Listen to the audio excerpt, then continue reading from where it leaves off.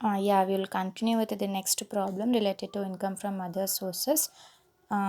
The previous one was related to interest on securities, how to gross up those amount related to less tax or tax-free securities. So this is the same continuation of that.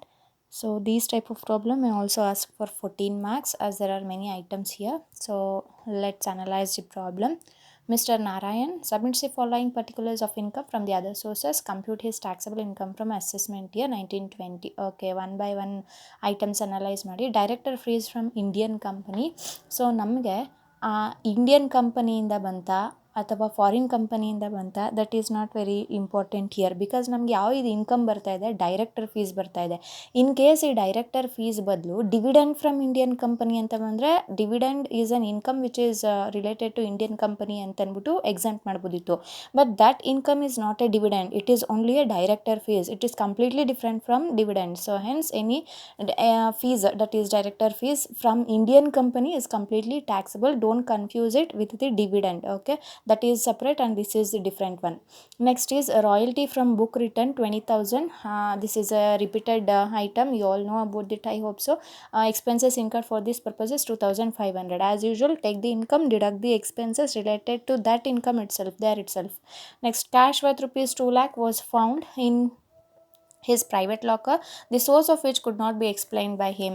So underline these words, undisclosed income ಅಥವಾ unexplained income ಅಂತ ಅಂದ್ಕೊಂಡು. So cash take it directly 2 lakh. there is no need to gross up or something for applying formula for this unexplained income.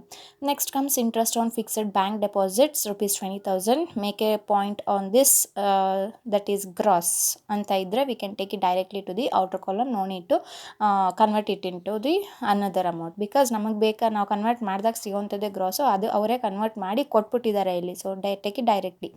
Remuneration from articles publish in a magazine, obviously it will be taken to the direct outer column. Winnings from horse race 56,000 net ಅಂತ ಇದೆ. Make a note on this. Whenever there is a net we have to convert it into gross by applying the formula. Certain related incomes ನೋಡಿ, ಇಲ್ಲಿ casual incomes ಇದೆ. So casual ಇನ್ಕಮ್ಸ್ಗೆ T D S ಬಂದು 30%. After that 70%, 100 divided by 70 ಅಂತ ಹಾಕ್ಕೊಂಡು ನೀವು ಮಾಡ್ತೀರಾ. ಇದು I hope so you are familiar with this item.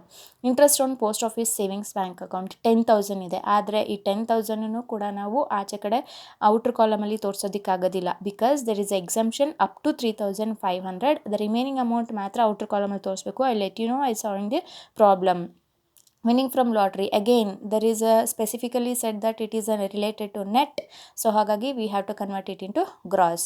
Next is she holds the following investments: tax free commercial securities. ಯಾವುದೇ ರೀತಿಯಾದ tax free commercial securities as per the ಒಂದು chart ತೋರಿಸಿದ್ದೆ ನಾನು ಎಕ್ಸ್ಪ್ಲೇನ್ ಮಾಡಬೇಕಾದ್ರೆ ಈ ಪ್ರಾಬ್ಲಮ್ಸ್ ಮಾಡೋಕ್ಕಿಂತ ಮುಂಚೆ we have gone through some chart. So ಆ ಚಾರ್ಟ್ ಬೇಸಿಸಲ್ಲಿ ಹೇಳಬೇಕು ಅಂತಂದರೆ any tax free commercial securities is mandatorily to be grossed up without any second thought. ಓಕೆನಾ. ಆ್ಯಂಡ್ ಒನ್ ಮೋರ್ ಹಿಂಟ್ ಏನು ಅಂತಂದರೆ ನಮಗೆ ಅನ್ಲಿಸ್ಟೆಡ್ ಅಂತಿದೆ. ಸೊ ಗೊತ್ತಾಗಲಿಲ್ಲ ಚಾರ್ಟ್ ನೋಡೋಕ್ಕೆ ಅಂತಂದರೆ ಕಾನ್ಸಂಟ್ರೇಟ್ ಆನ್ ದಿಸ್ ಲಿಸ್ಟೆಡ್ ಅಥವಾ ಅನ್ಲಿಸ್ಟೆಡ್ ಅನ್ನೋ ಐಟಮ್ ಬಗ್ಗೆ.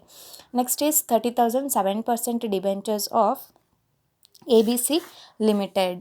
So debentures of A B C limited, again ಇಲ್ಲಿ ನಮ್ಗೆ ಯಾವುದೇ ರೀತಿಯಾದ ಟ್ಯಾಕ್ಸ್ ಫ್ರೀ ಅಥವಾ ಲಿಸ್ಟೆಡ್ ಅನ್ಲಿಸ್ಟೆಡ್ಡು ಲೆಸ್ ಟ್ಯಾಕ್ಸ್ ಯಾವುದೇ ರೀತಿಯಾದ ಇನ್ಫಾರ್ಮೇಷನ್ ಇಲ್ಲ. So take it directly. ಏನು ಅಂತಂದರೆ ಅಲ್ಲಿ ಅಮೌಂಟನ್ನು ಕಂಡುಹಿಡಬೇಕು ನಾವೇ, ಪರ್ಸೆಂಟೇಜ್ ಕೊಟ್ಬಿಟ್ಟಿದ್ದಾರೆ. So take that amount 30,000 into 7% ಮಾಡಿದಾಗ ಇಂಟ್ರೆಸ್ಟ್ ಅಮೌಂಟ್ ಸಿಗುತ್ತೆ. Next 72,000 10% tax free debentures of LIC India. Again tax free ಇದ್ರ ಮೇಲೆ ಕಾನ್ಸಂಟ್ರೇಟ್ ಮಾಡಿ ಮತ್ತು ಲಿಸ್ಟೆಡ್ ಅನ್ನೋ ವರ್ಡ್ ಮೇಲೆ ಕಾನ್ಸಂಟ್ರೇಟ್ ಮಾಡಿ. ಓಕೆನಾ. ವೇರೆವರ್ ಲಿಸ್ಟೆಡ್ ಅಂತ ಇದ್ದರೆ compulsory there is a hint that you have to gross up mandatorily ಅಂತ ಅಂದ್ಬಿಟ್ಟು. ಸೊ ಡೋಂಟ್ ವರಿ, 72,000 ಇಂಟು 10% ಮಾಡಿ ಅಗೇನ್ ಅದನ್ನು 100 divided by related securities T D S ಬಂದು 10%. ಸೊ ಆಫ್ಟರ್ ಡಿಡಕ್ಟಿಂಗ್ ದಟ್ 90% ಮಾತ್ರ ಇದು ಗ್ರಾಸ್ ಅಪ್ ಮಾಡಬೇಕಾದ್ರೆ ಕನ್ವರ್ಷನ್ ಮಾಡಬೇಕಾಗಿರೋಂಥ formula. Okay, I hope so you understand this. ಇಲ್ಲಿ ಅನ್ಲಿಸ್ಟೆಡ್ ಇದೆ, ಗ್ರಾಸ್ ಅಪ್ ಇಲ್ಲಿ ಯಾವುದೇ ರೀತಿಯಾದ ಇನ್ಫಾರ್ಮೇಷನ್ ನಮಗಿಲ್ಲ. ವೆದರ್ ಟ್ಯಾಕ್ಸ್ ಫ್ರೀನಾ ಲೆಸ್ ಟ್ಯಾಕ್ಸ್ ಏನೂ ಇಲ್ಲ. Take it directly. ಇಲ್ಲಿ ಟ್ಯಾಕ್ಸ್ ಫ್ರೀ ಇದೆ, ಜೊತೆಗೆ ಲಿಸ್ಟೆಡ್ ಅಂಥದ್ದು ಕೂಡ ಇದೆ. So take it gross up.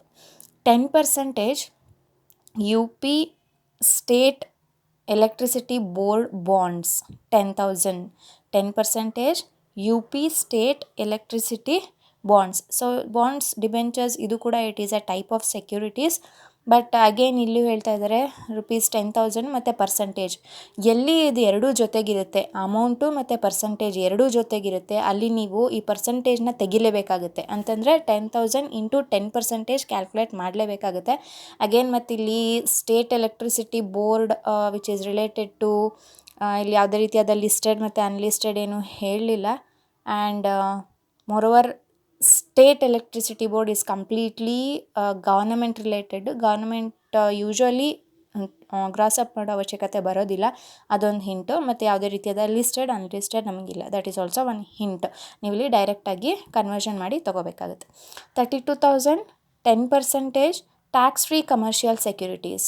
ಇದನ್ನು ಅಂಡರ್ಲೈನ್ ಮಾಡ್ಕೊಳ್ಳಿ. ಟ್ಯಾಕ್ಸ್ ಫ್ರೀ ಕಮರ್ಷಿಯಲ್ ಸೆಕ್ಯೂರಿಟೀಸು ಇಲ್ಲಿ ಲಿಸ್ಟೆಡ್ ಅಥವಾ ಅನ್ಲಿಸ್ಟೆಡ್ ಏನೂ ಹೇಳಲಿಲ್ಲ. But still when we go through that chart which is given by the IT department, tax-free commercial securities is always to be grossed up according to IT rules. So 32,000 into 10% into gross up ಮಾಡಿ 100 divided by 90.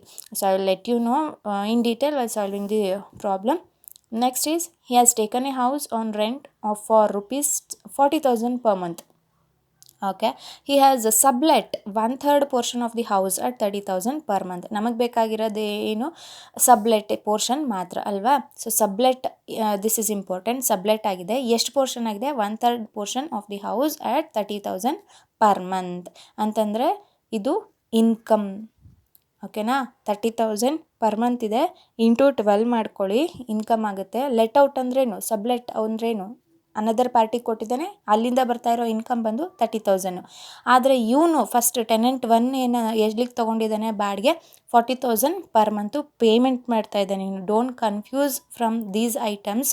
ಇದು house rent, ಇದು ಸಬ್ಲೆಟು, ಎರಡು ನೋಡಿಕೊಂಡು ತೊಗೋಬೇಕಾಗುತ್ತೆ. Sublet ಅಂತ ಏನೇ ಇದ್ದರೂ ಅದು first ತೊಗೋಬೇಕಾಗುತ್ತೆ, because that is a major income ನಮಗೆ ಇಲ್ಲಿ. ಅದು ನೆಕ್ಸ್ಟ್ ಏನು ಹೌಸ್ ರೆಂಟ್ ಪೇಮೆಂಟ್ ಮಾಡ್ತಾ ಇದ್ದಾನೆ 40,000, ಆದರೆ ಸಬ್ಲೆಟ್ ಮಾಡ್ತಾ ಇರೋದು 30,000. ಸೊ ಸಬ್ಲೆಟ್ ಮಾಡ್ತಾ ಇರೋದು ಇನ್ಕಮ್ ಆಗುತ್ತೆ. As usual taken A rent, ಇದು ಎಕ್ಸ್ಪೆನ್ಸಸ್ ಆಗುತ್ತೆ. ಆ್ಯಂಡ್ ಮೋರ್ ಓವರ್ ನಾನು ನಿಮಗೆ ಹೇಳ್ತಾನೆ ಇರ್ತೀನಿ, ಎಕ್ಸ್ಪೆನ್ಸಸ್ ರಿಲೇಟೆಡ್ ಕಡೆ ಮಾತ್ರ ಈ 1/3 ಅನ್ನೋ ಐಟಮ್ಸನ್ನ ನಾವು ತೊಗೊಳ್ಬೇಕಾಗುತ್ತೆ. ಇನ್ಕಮ್ಸಲ್ಲಿ ತೋರಿಸೋ ಅವಶ್ಯಕತೆ ಇಲ್ಲ. ಸೊ 30,000 ಇಂಟು 12 ತೊಗೊಳ್ಳಿ, ಬಟ್ ಇದು ಎಕ್ಸ್ಪೆಂಡಿಚರ್, ರೆಂಟ್ ಪೇಯ್ಡ್ ಆಗುತ್ತೆ. ಇದು 40,000 ಇಂಟು 12 ಇಂಟು 1/3 ಮ್ಯಾಂಡೇಟರಿ ಇಲ್ಲಿ ನೀವು ಕ್ಯಾಲ್ಕುಲೇಟ್ ಮಾಡಲೇಬೇಕಾಗುತ್ತೆ. And then expenses relating to the entire house incurred by him. ನಮಗೆ ಎಂಟೈರ್ ಹೌಸ್ ಬೇಕಾಗಿಲ್ಲ, ನಮಗೆ ಎಕ್ಸ್ಪೆನ್ಸಸ್ ರಿಲೇಟೆಡ್ ಬೇಕಾಗಿರೋದು ಓನ್ಲಿ ಸಬ್ಲೆಟ್ ಪೋರ್ಷನ್ ಮಾತ್ರ. ಸೊ ಹಾಗಾಗಿ ಮುನ್ಸಿಪಲ್ ಟ್ಯಾಕ್ಸ್ 9,000, ಇದು ಹೋಲ್ ಹೌಸು, ನಮಗೆ ಬೇಕಾಗಿರೋದು ಸಬ್ಲೆಟ್ ಪೋರ್ಷನ್ ಮಾತ್ರ. ಇಂಟು 1/3 ಮಾಡಿ. ಅಗೇನ್ ರಿಪೇರ್ 6,000 ಇಂಟು 1/3 ಮಾಡಿ. Income from agriculture in Sri Lanka, as you know that any income from agriculture outside India is completely taxable. So this is the problem. Let's solve the solution now. First heading ಹಾಕ್ಕೊಳ್ಳಿ, mister Narayan 12th problem. Assessee's name ಮತ್ತು heading compulsory ಹಾಕೋಬೇಕಾಗುತ್ತೆ. Mister Narayan computation of taxable income from other sources, complete heading ಹಾಕ್ಕೊಳ್ಳಿ. Next ಬಂದು 1 by 1 items ತಗೊಳ್ಳಿ. Director fees from Indian company, it is completely taxable, take it to the outer column. Next is royalty. Any royalty related expenditure, deduct from that minus expenses 2,500. So we will come to ₹17,500. Next is unexplained by him, that is cash. Unexplained income ಆಗಿರ್ಬೋದು, expenses ಆಗಿರ್ಬೋದು. Cash 2 lakhs. Next is interest on fixed bank deposit. ಬ್ರ್ಯಾಕೆಟಲ್ಲಿ net ಹೇಳಿದಾರ, gross ಹೇಳಿದಾರ ಹಾಕ್ಕೊಳ್ಳಿ. Gross ಅಂತ ಹೇಳಿದರೆ take it direct to the outer column 20,000. Next is remuneration from articles published in magazine. Any remuneration will come under this particular head itself. Next ಒಂದು casual incomes ಇದೆ, winnings from horse race. ಬ್ರ್ಯಾಕೆಟಲ್ಲಿ ಏನು ಹೇಳಿದ್ದಾರೆ, net ಅಂತ ಹೇಳಿದ್ದಾರೆ. So ನಮಗೆ net amount ಬೇಡ, ನಮಗೆ ಬೇಕಾಗಿರೋಂಥ gross amount. So wherever net ಇರೋ ಕಡೆ ನಾವು apply the formula. For what purpose? For converting it into gross ಮಾಡೋದಕ್ಕೋಸ್ಕರ ನಾವು ಫಾರ್ಮುಲಾ ಅಪ್ಲೈ ಮಾಡಿ ಕನ್ವರ್ಟ್ ಮಾಡ್ಕೋಬೇಕು. So prescribed amount given net amount is 56,000 into 100 divided by 70. 100 divided by 70 ಹೆಂಗೆ ಬರುತ್ತೆ ಗೊತ್ತಲ್ವಾ? 30% is TDS. Next is interest on post office savings bank account. Okay, 10,000 ತಗೊಳ್ಳಿ. There is a limit on post office savings bank account less exempt up to rupees 3,500. This is a prescribed mandatory amount given by the ID department. ಎಲ್ಲಿಂದ ಬಂತು ಅಂತ ಕೇಳಕ್ಕೆ ಹೋಗ್ಬೇಡಿ. This is particularly given by the IT department. This standard amount ಅಂತ ಹೇಳ್ಬೋದು ಇದನ್ನು. ಹೇಗೆ ನಮಗೆ TDSಗೆ 30%, 10% ಅಂತ ಸ್ಟ್ಯಾಂಡರ್ಡ್ ಅಮೌಂಟ್ ಇರುತ್ತೋ, ರೇಟ್ ಇರುತ್ತೋ, ಸೊ ಅದೇ ರೀತಿ ಪೋಸ್ಟ್ ಆಫೀಸ್ ಸೇವಿಂಗ್ಸ್ ಬ್ಯಾಂಕ್ ಅಕೌಂಟ್ಗೆ ಸ್ಟ್ಯಾಂಡರ್ಡ್ ಅಮೌಂಟ್ ಬಂದು 3,500ವರೆಗೂ ಎಕ್ಸಮ್ಟು. ಸೊ 3,500 ಮೈನಸ್ ಮಾಡಿ ಡಿಡಕ್ಟ್ ಮಾಡಿದ್ರೆ ಇನ್ನು ಉಳಿದಿದ್ದು 6,500 ಮಾತ್ರ ಔಟ್ರ್ ಕಾಲಮ್ ಹಾಕ್ಕೊಳ್ಳಿ. Next again there is a casual income winnings from lottery. ಬ್ರ್ಯಾಕೆಟಲ್ಲಿ ಏನು ಹೇಳಿದ್ದಾರೆ ನೋಡಿ, ನೆಟ್ ಅಥವಾ ಗ್ರಾಸ್ ಏನು ಹೇಳಿದರೆ ಅದ್ರ ಮೇಲೆ ನಾವು ಕಾನ್ಸಂಟ್ರೇಟ್ ಮಾಡಬೇಕು. ಇನ್ ಕೇಸ್ ಗ್ರಾಸ್ ಅಥವಾ ನೆಟ್ ಏನೂ ಹೇಳಿಲ್ಲ ಅಂತಂದರೆ ಆ ರೀತಿಯಾದ ಪ್ರಾಬ್ಲಮ್ಮು ಕೂಡ ನಾನು ಮಾಡಿಸಿದ್ದೀನಿ. ಯಾವಾಗ ಏನೂ ಹೇಳಿರೋದಿಲ್ಲ ಬ್ರ್ಯಾಕೆಟ್ಸಲ್ಲಿ ಗ್ರಾಸ್ ಅಥವಾ ನೆಟ್ ಅಂತಂತ ಹೇಳಿದ್ರೆ ನೀವೇನು ಮಾಡಬೇಕು, ಅಮೌಂಟ್ ಮೇಲೆ ಕಾನ್ಸಂಟ್ರೇಟ್ ಮಾಡಬೇಕು. If that amount exceeds rupees 10,000 government ನಮಗೆ ದುಡ್ಡು ಬರಬೇಕಾದ್ರೆ TDS ಹಿಡಿದಿರುತ್ತೆ ಯಾವಾಗ 10,000 ಎಕ್ಸೀಡ್ ಆದರೆ. ಸೊ ಅಂಥ ಟೈಮಲ್ಲಿ ಕಂಪಲ್ಸರಿ ನೀವು ಗ್ರಾಸ್ ಅಪ್ ಮಾಡಬೇಕು. ಸೊ ಇನ್ ಕೇಸ್ ಏನಾದರೂ ವಿನ್ನಿಂಗ್ಸ್ ಫ್ರಮ್ ಲಾಟ್ರಿ 8,000 ಅಥವಾ 9,000 ಇದ್ದರೆ, ಸೊ 10,000 ಎಕ್ಸೀಡ್ ಆಗಿಲ್ಲ, ಸೊ ಹಾಗಾಗಿ ಅಲ್ಲೂ ಕೂಡ TDS ಹಿಡಿದಿಲ್ಲ, ನಾವು ಆವಾಗ ಫಾರ್ಮುಲಾ ಅಪ್ಲೈ ಮಾಡೋದು ಬೇಡ. ಡೈರೆಕ್ಟಾಗಿ ನಾವು ಔಟ್ರ್ ಕಾಲಮ್ ಸೇಮ್ ಅಮೌಂಟನ್ನು ತೋರಿಸ್ಬೇಕು. I have solved problem related to it, go through it. Okay, so winnings from lottery ಬಂದು net given amount is 1,40,000 into 100 divided by 70. So gross amount ಬಂದು 2 lakh ಆಗುತ್ತೆ. ನೆಕ್ಸ್ಟ್ ಬಂದು she holds the following investments. Some investments ಇದೆ. So ಅದರಲ್ಲಿ ಮೊದಲನೇದು ಬಂದು ಇದು important ನಮಗೆ, ಟ್ಯಾಕ್ಸ್ ಫ್ರೀ ಕಮರ್ಷಿಯಲ್ ಸೆಕ್ಯೂರಿಟೀಸ್. ಇಷ್ಟು ಸಿಕ್ಕಿದ್ರೆ ಸಾಕು ನಮಗೆ, ವೆದರ್ ನಾವು ಅದನ್ನು TDSಗೆ ಅಪ್ಲಿಕಬಲ್ ಆಗುತ್ತಾ ಇಲ್ವಾ, ಫಾರ್ಮುಲಾ ಹಾಕಬೇಕಾ ಇಲ್ವಾ, ಗ್ರಾಸ್ ಅಪ್ ಮಾಡಬೇಕಾ ಬೇಡವಾ ಅಂತ ಇಷ್ಟು ಹಿಂಟ್ ಸಿಕ್ಕಿದ್ರೆ ಸಾಕು ನಮಗೆ. Tax free commercial securities is always to be grossed up. And moreover ಇನ್ನೂ ಗೊತ್ತಾಗಲಿಲ್ವ ನಿಮಗೆ, ಅನ್ಲಿಸ್ಟೆಡ್ ಅಥವಾ ಲಿಸ್ಟೆಡ್ ಕಂಪಲ್ಸರಿಯಲ್ಲಿ ಗ್ರಾಸ್ ಅಪ್ ಮಾಡಲೇಬೇಕಾಗುತ್ತೆ. So take the amount 1 lakh into 9% will come to rupees 90,000 into 100 divided by 90 ಮಾಡಿದಾಗ ಗ್ರಾಸ್ ಅಪ್ ಅಮೌಂಟ್ ಬಂದು 10,000 ಆಗುತ್ತೆ. So next is 30,000 7% debentures of ABC limited. So ಇಲ್ಲಿ ನಮಗೆ ಯಾವುದೇ ರೀತಿಯಾದ ಟ್ಯಾಕ್ಸ್ ಫ್ರೀ ಅಥವಾ ಲೆಸ್ ಟ್ಯಾಕ್ಸ್, ಕಮರ್ಷಿಯಲ್ಲ, ಗೌರ್ಮೆಂಟ, ನಮಗೇನು ಯಾವುದೇ ರೀತಿಯಾದ ಪರ್ಟಿಕ್ಯುಲರ್ ಇನ್ಫಾರ್ಮೇಷನ್ ನಮಗೆ ಗೊತ್ತಿಲ್ಲ. ಸೊ ಹಾಗಾಗಿ ಡಿಬೆಂಚರ್ಸ್ ಹಾಗೆ ತಗೊಳ್ಳೋಣ. ಡಿಬೆಂಚರ್ಸ್ ಆಫ್ ABC ಲಿಮಿಟೆಡ್ ಅಂತ ತಗೊಳ್ಳಿ. ಸೊ ಬ್ರ್ಯಾಕೆಟಲ್ಲಿ ಲಿಸ್ಟೆಡ್ ಅನ್ಲಿಸ್ಟೆಡ್ ಏನೂ ಕೊಟ್ಟಿಲ್ಲ. So don't worry, take directly remove the amount ಅಷ್ಟೇ. ಅಂದರೆ ಪರ್ಸೆಂಟೇಜ್ ಏನು ಕೊಟ್ಟಿದ್ರೆ ಅಲ್ಲಿಂದ ಅಮೌಂಟ್ ತೆಕ್ಕೊಳ್ಳಿ ನೀವು. 30,000 ಇಂಟು 7% ಮಾಡಿದಾಗ 2,100 will be the answer. Next ಬಂದು tax free debentures of LIC ಮತ್ತು ಬ್ರ್ಯಾಕೆಟಲ್ಲಿ ಅವರು ಲಿಸ್ಟೆಡ್ ಅಂತ ಹೇಳಿದ್ದಾರೆ. ಒಂದು ಟ್ಯಾಕ್ಸ್ ಫ್ರೀ, ಇನ್ನೊಂದು ಲಿಸ್ಟೆಡ್. ಮೋಸ್ಟ್ ಇಂಪಾರ್ಟೆಂಟ್ ಕಾನ್ಸಂಟ್ರೇಟ್ ಮಾಡಬೇಕಾಗಿರೋದು ಈ ಲಿಸ್ಟೆಡ್ ಅನ್ನೋದ್ರ ಬಗ್ಗೆ. So 72,000 into remove that percentage, remove ಮಾಡಿದಾಗ ನಮಗೆ ಅಮೌಂಟ್ ಸಿಗೋದು 7,200 ಇಂಟು 100 ಡಿವೈಡೆಡ್ ಬೈ 90. ಯಾಕೆ ಅಂತಂದರೆ ಲಿಸ್ಟೆಡ್ ಅಂತಿದೆ. ಸೊ ಹಾಗಾಗಿ it is a hint that we have to calculate to the gross amount ಅಥವಾ TDS ಅಮೌಂಟ್ನ ಅಲ್ಲಿ ತೋರಿಸಲೇಬೇಕಾಗತ್ತೆ ನಾವು. ಸೊ ಕನ್ವರ್ಟ್ ಮಾಡಿದಾಗ we will get rupees 8,000. Next is UP state electricity board bonds. ಯಾವುದೇ ರೀತಿಯಾದ state electricity, completely it is a government related ಅಲ್ವಾ. Electricity ಬಂದು ಗವರ್ನಮೆಂಟ್ ಅಂಡರ್ಟೇಕಿಂಗ್ ಕಂಪನಿ. ಸೊ ಹಾಗಾಗಿ ಯಾವುದೇ ರೀತಿಯಾದ ಗವರ್ನಮೆಂಟ್ ಕಂಪನಿಗೆ ನಾವು ಗ್ರಾಸ್ ಅಪ್ ಮಾಡೋ ಅವಶ್ಯಕತೆ ಇರೋದಿಲ್ಲ. When you go through the chart, gross up is not necessary for the government companies and hence only remove the percentage given. So ಹಾಗಾಗಿ ಎಲ್ಲಿ ನಿಮಗೆ ಅಮೌಂಟು ಮತ್ತು ಪರ್ಸೆಂಟೇಜ್ ಎರಡೂ ಜೊತೆಗಿರುತ್ತೆ ಅಲ್ಲಿ ನೀವೇ ಅಮೌಂಟನ್ನು ಕ್ಯಾಲ್ಕುಲೇಟ್ ಮಾಡಬೇಕಾಗುತ್ತೆ. 10,000 ಇಂಟು 10%, 1,000. ಕನ್ಫ್ಯೂಸ್ ಮಾಡ್ಕೋಬೇಡಿ, ಇಲ್ಲಿ 10,000 ಮಾತ್ರ ತೊಗೋಬೇಕಾ ಅಥವಾ ಕನ್ವರ್ಟ್ ಮಾಡಲೇಬೇಕು. ಯಾಕೆಂದರೆ ಅಮೌಂಟು ಮತ್ತು ಪರ್ಸೆಂಟೇಜು ಎರಡೂ ಅವರು ಕೊಟ್ಟಿದ್ದರೆ it is understood that we have to calculate the ನಮಗೆ ಸಿಗಬೇಕಾಗಿರೋ ಅಮೌಂಟ್.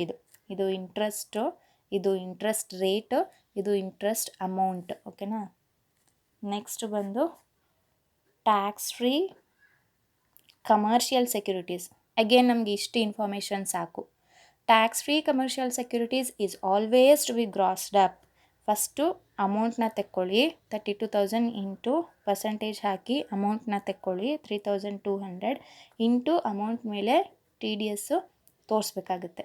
100 ಡಿವೈಡೆಡ್ ಬೈ 90 ಮಾಡಿದಾಗ 3,556 is the final amount. So ಇಷ್ಟು ರಿಲೇಟೆಡ್ ಟು ಇನ್ವೆಸ್ಟ್ಮೆಂಟ್ಸ್. ನೆಕ್ಸ್ಟ್ ಬಂದು sublet of house property. Let out ಮಾಡಿರೋದು ಎಷ್ಟು ರುಪೀಸ್ಗೆ? He has let out 1/3 portion of the house at ₹30,000 per month ಅಂತ ಇದೆ. ಓಕೆನಾ. Don't confuse. ಸಬ್ಲೆಟ್ ಅಂತ ಇರೋ ಕಡೆ ಮಾತ್ರ ಕಾನ್ಸಂಟ್ರೇಟ್ ಮಾಡಿ. 30,000 ಇಂಟು ಪರ್ ಮಂತ್ ಆಗಿರೋದ್ರಿಂದ ಅದನ್ನು 12 ಮಾಡ್ಕೊಳ್ಳೋಣ. 3,60,000 ಆಗುತ್ತೆ. ರಿಲೇಟೆಡ್ ಎಕ್ಸ್ಪೆಂಡಿಚರ್ ಏನೇ ಇದ್ದರೂ ಅದನ್ನು ಡಿಡಕ್ಟ್ ಮಾಡಿ. Rent paid. ಆಬ್ವಿಯಸ್ಲಿ ಸಬ್ಲೆಟ್ ಅಂತಂದ್ರೇನು, ಮೊದಲನೇ ಪರ್ಸನ್ನು ಓನರ್ ಆಗಿರ್ತಾನೆ, ಟೆನೆಂಟ್ 1 ಇರ್ತಾನೆ, ಟೆನೆಂಟ್ 2 ಇರ್ತಾನೆ. ಸೊ ಇಷ್ಟು 3 ಜನದ ಪಾರ್ಟೀಸು ಸಬ್ಲೆಟಲ್ಲಿ ಬರ್ತಾರೆ. ಓನರು ಟೆನೆಂಟ್ 1ಗೆ ಬಾಡಿಗೆ ಕೊಟ್ಟಿರ್ತಾನೆ. ಟೆನೆಂಟ್ 1 ಅವ್ನಿಗೆ ಎಷ್ಟು ಪೋರ್ಷನ್ ಬೇಕೋ ಅಷ್ಟು ಯೂಟಿಲೈಸ್ ಮಾಡಿಕೊಂಡು ಉಳಿದಿದ್ದ ಪೋರ್ಷನ್ನ ಅವನು ಟೆನೆಂಟ್ 2ಗೆ ಬಾಡಿಗೆ ಕೊಟ್ಟಿರ್ತಾನೆ. ಹಾಗಾದರೆ ಏನರ್ಥ? ಇಲ್ಲಿ ಟೆನೆಂಟ್ 2 ಟೆನೆಂಟ್ 1ಗೆ ಬಾಡಿಗೆ ಕೊಡ್ತಾನೆ, ಇವನು ಆ್ಯಕ್ಚುಲ್ ಓನರಿಗೆ ಬಾಡಿಗೆ ಕೊಡ್ತಾನೆ. ಸೊ ಸಬ್ಲೆಟ್ ಅಂತ ಇದ್ದರೆ ಇವನು ಸಬ್ಲೆಟ್ ಅಂದ್ರೇನು?